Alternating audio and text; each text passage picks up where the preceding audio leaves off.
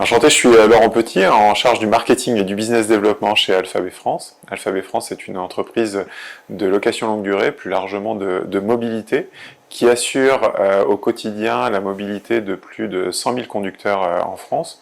Nous sommes présents dans plus de 33 pays aujourd'hui.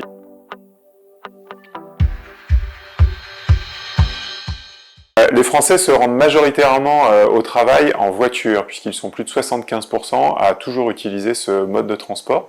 En moyenne, ils font 18 km et ça leur prend 24 minutes.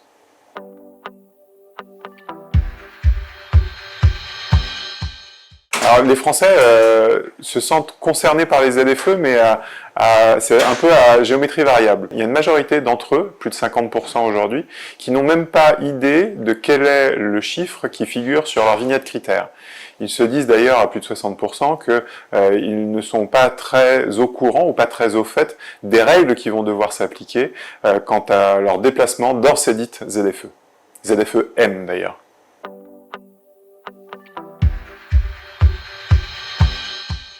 Les entreprises, elles, par contre, sont beaucoup plus concernées.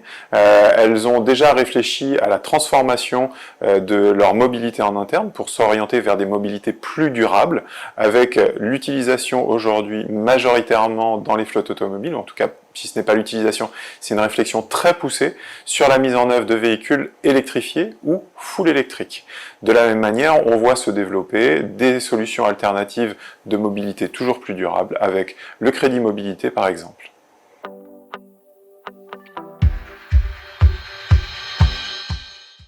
La loi d'orientation des mobilités nous indique une trajectoire à horizon 2035 avec la fin des véhicules à énergie fossile et nous accompagne dans cette démarche au travers d'un certain nombre de dispositifs législatifs qui nous encouragent à utiliser toujours plus de véhicules électriques ou des mobilités alternatives. Le véhicule électrique aujourd'hui est considéré par les entreprises très largement comme une solution et nous sommes là pour les accompagner vers cette transition car il s'agit vraiment d'un grand changement dans les modalités de déplacement de leurs collaborateurs.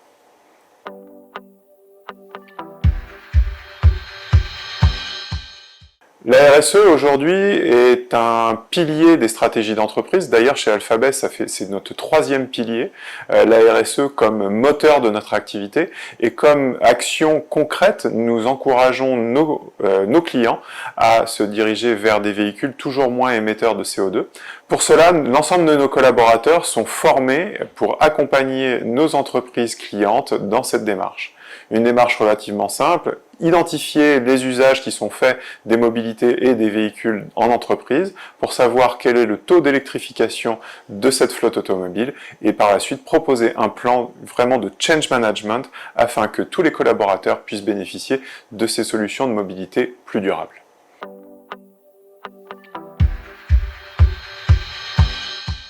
Aujourd'hui, l'hydrogène et l'électrique sont au cœur des discussions, que ce soit au niveau des gouvernements ou au niveau des entreprises.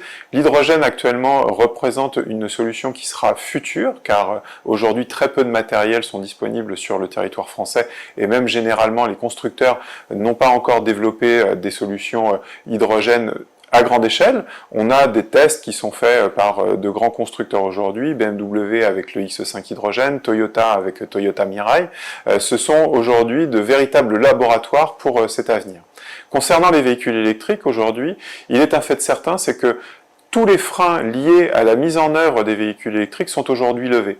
Plus de 111 000 points de recharge sur le territoire français pour les véhicules qui circulent, donc pour la recharge en itinérance, des solutions simplifiées pour la mise en œuvre de points de recharge au domicile des collaborateurs et de manière générale des Français, et une volonté de la part des entreprises d'équiper leurs bâtiments d'infrastructures de recharge pour que les collaborateurs, lorsqu'ils viennent sur site, puissent se recharger aisément.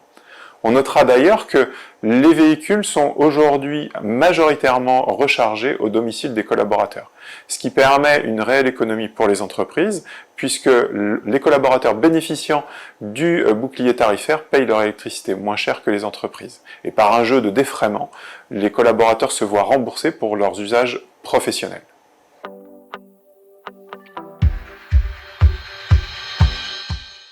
Aujourd'hui, les aides de l'État sont suffisantes, néanmoins, on peut penser que dans un proche futur, la nature ayant horreur du vide, que les aides soient remplacées par des taxes, puisque les véhicules thermiques sont amenés à disparaître à 2035 et que le revenu de l'État doivent rester stable.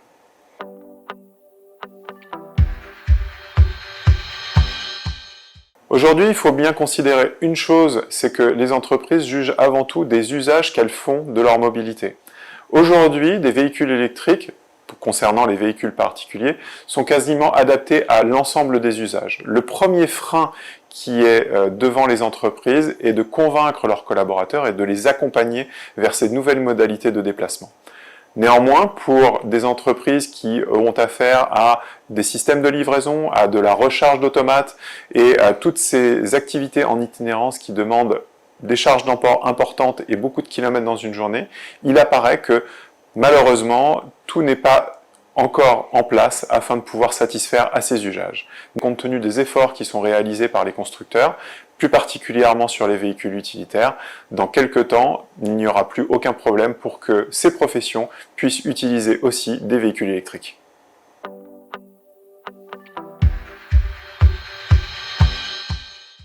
Les voitures de fonction et les voitures de service, elles auront toujours un avenir, et d'ailleurs l'étude le montre bien, puisque 75% des Français aujourd'hui utilisent encore leur véhicule personnel afin de se déplacer et de se rendre au travail.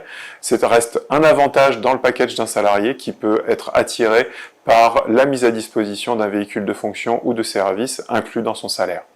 Néanmoins, on voit une certaine évolution pour certaines catégories socio-professionnelles ou des plus jeunes d'entre nous qui souhaitent avoir à leur disposition une espèce de crédit mobilité qui leur permettra de se déplacer en fonction de leurs besoins et en fonction des moyens de déplacement qu'ils souhaitent utiliser. À n'en pas douter, l'âge aidant, et c'est ce qu'on voit aujourd'hui, plus on avance en âge et plus on a des enfants, eh bien il s'avère que le véhicule personnel devient un incontournable.